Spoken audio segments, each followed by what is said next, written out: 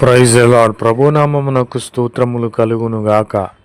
ఈరోజు పాఠ్యాంశము యెషయా గ్రంథము 60వ అధ్యాయము 20 వచనములో నుండి ధ్యానించుకుందాము. యెహోవాయే నీకు నిత్యమైన వెలుగుగా ఉండును. ఆమెన్. నిత్యమైన వెలుగు అనగా నిత్యము కూడా ఇక మనము వెలుగుమయముగా ఉంటాము.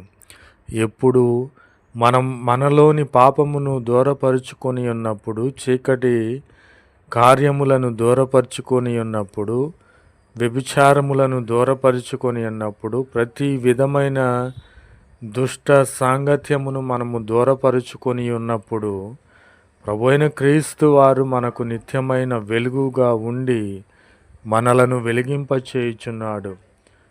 లోక సంబంధముగా చంద్రుడు సూర్యుడు మనకు వెలుగు ఇచ్చినను ఇయ్యకపోయినను, ప్రభువైన క్రీస్తు వారు మన జీవిత కాలమంతయు కూడా నిత్యమైన వెలుగుగా ఉన్నాడు. ఎప్పుడైతే ప్రభువైన క్రీస్తు వారు మనకు నిత్యమైన వెలుగుగా ఉన్నాడో, మన దుఃఖ దినములు, మన శ్రమ దినములు, మన యొక్క ఆర్థిక దినములు సమాప్తమై ఉన్నది. ప్రభునామమునకు స్తోత్రములు కలుగునుగాక. నా ప్రియమైన సహోదరి సహోదరులారా, ఈ లోక సంబంధముగా మనము వెలుగును చూస్తూ ఉన్నాము. అది అశాశ్వతమైనది. శాశ్వతమైన వెలుగు ప్రభునిలో ఉన్నది. యెహోవాయే మనకు నిత్యమైన వెలుగుగా ఉండి మన అక్కరలు అవసరతలు తీర్చే దేవునిగా ఉన్నాడు.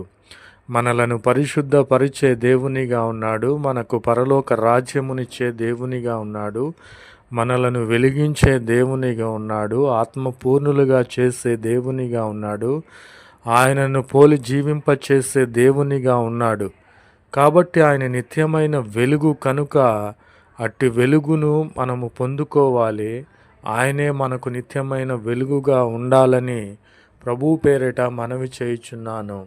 ప్రభునామమునకు స్తోత్రములు కలుగునుగాక. ఆమెన్. కీర్తనల గ్రంథము 91వ అధ్యాయము 7వ వచనములో చూసుకున్నట్లయితే, ప్రభువైన క్రీస్తు వారు మనకు వాగ్దానము చేసి ఉన్నారు. నీ కుడి పక్క 1000 మంది పడి ఉన్నారు, అపాయము నీ వద్దకు రాదు. నీ ప్రక్క 10,000 మంది కూలినను ఏ అపాయము నీ యొద్దకు రాదని ప్రభువైన క్రీస్తు వారు వాగ్దానము చేసి ఉన్నారు. నీకున్న శత్రువులను బట్టి నీవు భయపడుచున్నావేమో. నా మీదికి అన్యాయంగా లేచుచున్నారు, వారు నన్ను శత్రువులుగా ఎంచుకొని నన్ను చంపాలని చూస్తున్నారని నీవనుకొనుచున్నావేమో. ప్రభువైన క్రీస్తు వారి సమయంలో నీకు వాగ్దానము చేసి ఉన్నారు. నీ ప్రక్క 10 మంది పడినను నీ అపాయము నీ వద్దకు రాదు. నీ కుడి ప్రక్క 10,000 మంది కూలినను అపాయము నీ వద్దకు రాదు అని నిశ్చయముగా ప్రభువైన క్రీస్తు వారు వాగ్దానము చేసి నెరవేర్చి ఉన్నారు. ప్రభునామమునకు స్తోత్రములు కలుగునుగాక. కాబట్టి నా ప్రియమైన సహోదరి సహోదరులారా, ఈ లోక సంబంధముగా నీవు పడుచున్న శ్రమలు, ఇరుకులు, ఇబ్బందులు, బాధలను బట్టి ప్రభువైన క్రీస్తు వారు నిన్ను చూసి ఉన్నారు, నిన్ను ఆదరించి ఉన్నారు, నిన్ను కనికరించి ఉన్నారు, నిన్ను ప్రేమించి ఉన్నారు. నీ పైన జాలిని చూపించి నీకు అపాయము నీ యొద్దకు రాదని ప్రభువైన క్రీస్తు వారు వాగ్దానము చేసి ఉన్నారు. నీకున్న రోగమును బట్టి నీకు స్వస్థత లేదని నీవు బాధపడుచున్నావేమో.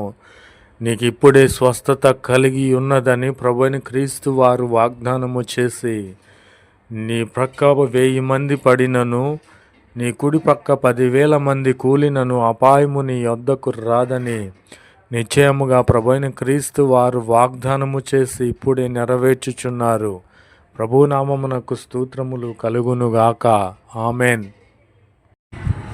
ప్రభువైన క్రీస్తు వారు మన ఎడల తన ప్రేమను చూపించి ఈరోజు మనకు ఆశీర్వాదముల వెంబడి ఆశీర్వాదములను మనకు వాగ్దానము చేసి ఉన్నాడు.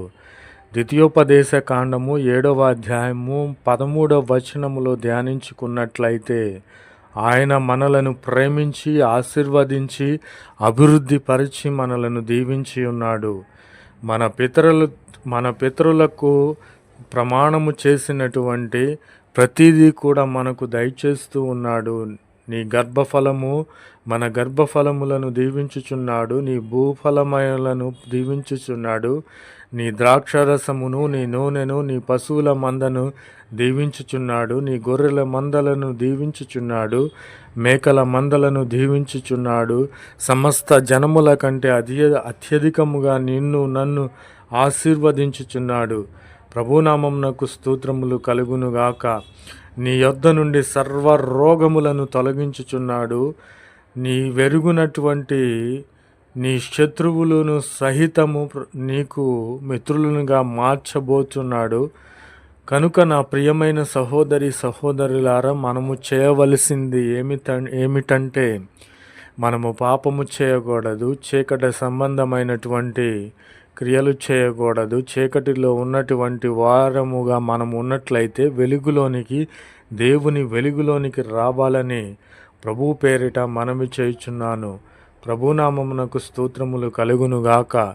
కాబట్టి నా ప్రియమైన సహోదరులారా, మనము గుర్తుపెట్టుకోవలసింది, మనలను పరిశుద్ధముగా ఉంచాలని ఆయన కోరుకున్నాడు. మనను పవిత్రులుగా తనతో కూడా సమానముగా ఉండాలని ప్రభువు కోరుకున్నాడు. కనుక ఆయనను పోలి మనము జీవించినట్లయితే ఆయన నిన్ను ప్రేమించి ఆశీర్వదించి అభివృద్ధిపరిచి దీవించే దేవునిగా ఉన్నాడని ప్రభువు పేరిట తెలియపరచుచున్నాను.